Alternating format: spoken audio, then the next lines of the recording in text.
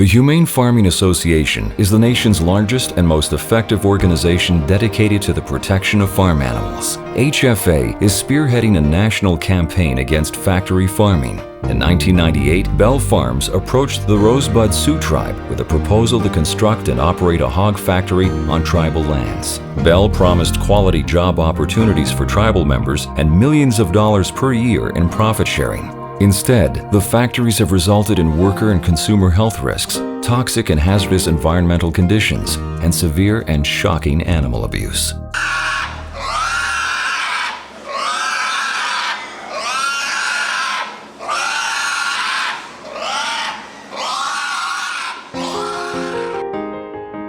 Agribusiness corporations can more easily sidestep environmental laws on Native American lands. During the very first spillage, I was advised to not mention backed up sewers which spilled out onto the soil. It was extreme.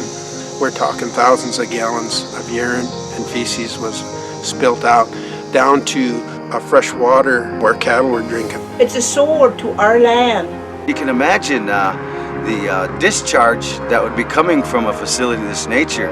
And it's going to hurt a lot of people and a lot of animals. Our ancestors would be very sad today. Agribusiness corporations often find impoverished and captive labor on Native American lands. Sun Prairie promised our Rosebud Sioux tribe 25%. We're one of the poorest counties in the nation. The Rosebud Sioux tribe has not seen any money. Money is the bottom line of whoever's behind these corporations coming to Indian land. They're in it to make money for themselves. Many workers have severe and potentially chronic respiratory problems, skin rashes, and other ailments. Respiratory problems, skin problems. The burning of the eyes. I'm stuck with this wheezing. Now my baby's probably stuck with asthma. The employees out there bathing in recycled water, getting sores on them.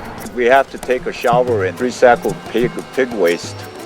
No kind of ointment is going to take care of them. I know I'm stuck with this rash forever now, and it's just scarring up my body.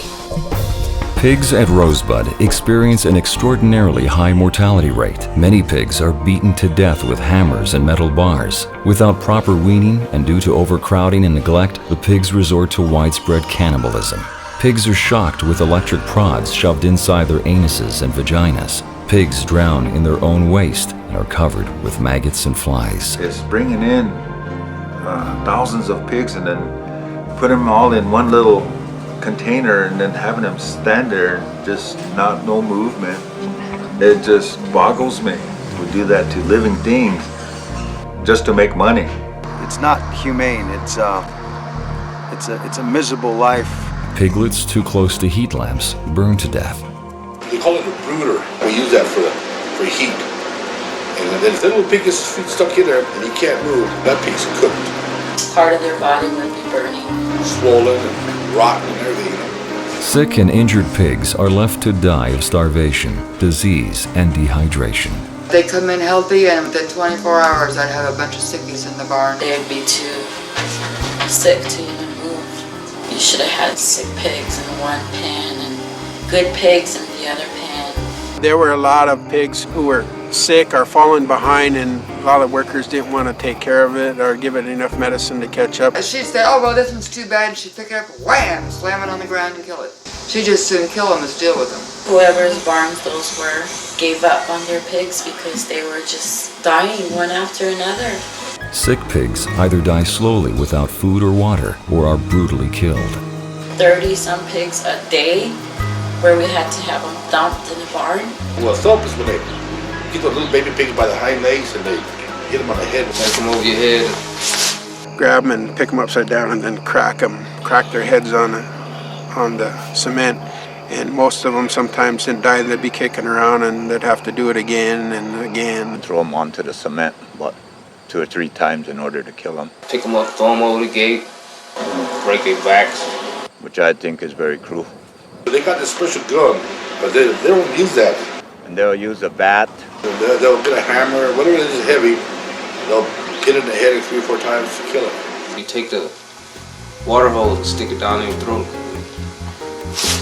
Blow them up like this and the water hose pop out. A lot of people were on picking up dead detail.